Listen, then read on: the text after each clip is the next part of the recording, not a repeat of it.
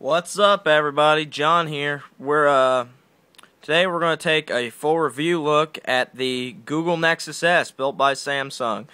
I've had this phone for 2 weeks now. I think 2 weeks, maybe just a week. I'm not exactly sure. And so far, I think it's definitely a good device. If you're looking for a T-Mobile device, this is probably the best one. I like this a little bit better than the MyTouch 4G because of some things I'll talk about in a second.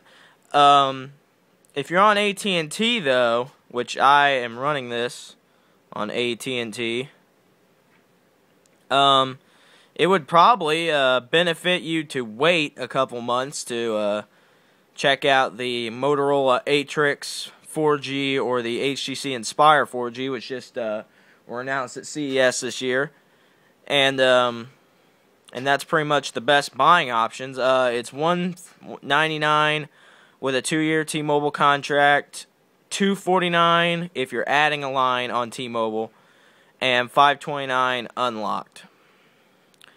So this is the unlocked version. Like I said, I'm running it on AT&T. Got an AT&T SIM card in there, and you're not supposed to be able to get 4G or 3G on AT&T. I don't know if it's just the network out here or if it has something to do. AT&T, I think, is testing their 3G network out here because I think they're about to turn it on.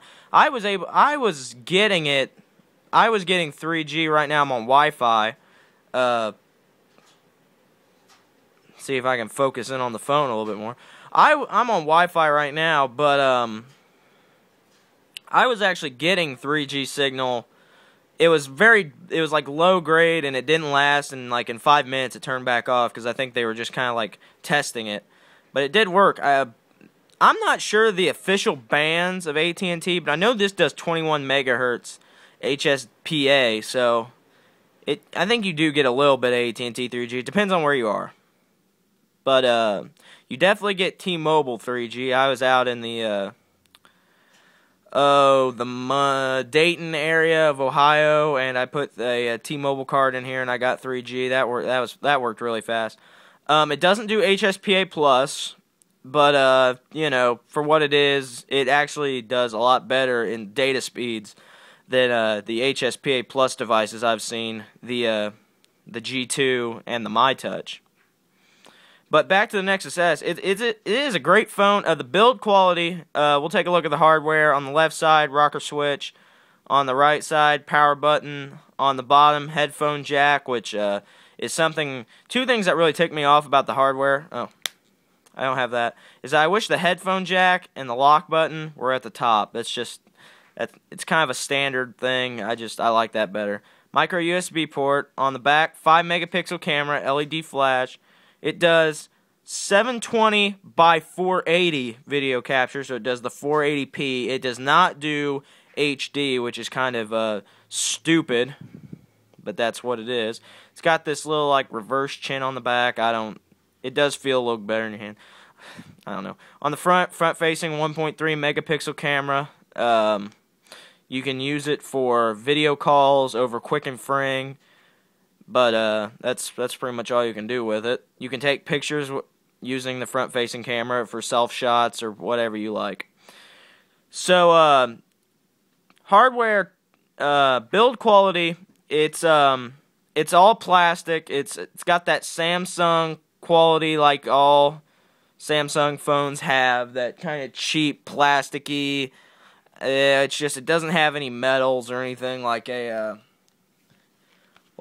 BlackBerry does. BlackBerry Bold right here. This got metal on it and the trim, and it feels nice. It definitely feels more like a Palm Pre or something like that. Very plasticky and things like that. Definitely not like an iPhone 4, more like an iPhone 3G or something. It does, when I grip it, I don't know if you can hear that, but it is squeaking. That's a little bit aggravating, but it's not anything extreme or, you know, something I would say, don't buy the phone because it creaks in your hand or anything like that. It does have the 4-inch Super AMOLED display, 800 by 480. The screen is awesome. I like Super AMOLED displays. I like these big. It feels, because the device is kind of narrow, it feels a lot smaller, actually, than the Galaxy S phones do, to me, anyway. It might not to you. But it is a nice phone, and the screen's awesome. It's I like these better than I like iPhone's Retina display or anything like that. But on the software front, it does run Android 3, I almost said 3.2, 2.3 Gingerbread. Gingerbread is mostly an aesthetic thing. It's got like these, it changes the backgrounds to mostly black and green. It's got the little green icons at the bottom. The app drawer is pretty much the same though. We'll go about the phone. Android version 2.3.1. It does have the capacitive buttons at the bottom, back, menu, search, and home. I wish they would find something that standard those, like home, menu, back, search, and then everything has it, because that really gets annoying. It has these little like orange things when you're scrolling through menus. That's kind of weird. That's kind of it's just a little thing. Icons look a little different. Like you can see the little wireless signal up here looks a little different than it does on a Froyo or Eclair. And it does have the new keyboard. We'll show you that. So here's the new keyboard. When I first got this phone, I liked the keyboard. After a while, I still kind of like it. It's nothing to write home about, that's for sure. Speed typing, you can speed type on it, but no, I'm typing in the wrong area. This is a test of the new Android keyboard. This is a get of the new Android. So I made one typo. Landscape mode.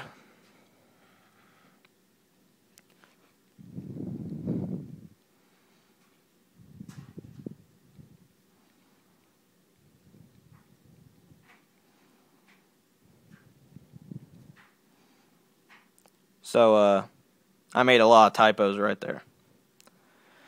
But in landscape mode, you don't notice any difference. In portrait mode, the keys are fatter and a little more squared off as opposed to the narrow keys. I kind of like the narrow keys a little bit better, but this is definitely okay. I like these little quick access up here when there's no words, or you put a space so you can like quickly add punctuation marks and things. That's very nice. Smiley face button. I love smiley face. And you got the text to speech. This is a test. Perfect. Very nice. So there's that. The keyboard is very nice. I love typing on it. It's a good phone. It's got this, the display is contoured, which you got this, it's like curved. It doesn't really do anything, and it doesn't really add any functionality. It is a little more ergonomic when you hold it up to your face, and that's pretty much it. There will be there'll probably be 2 parts to this video.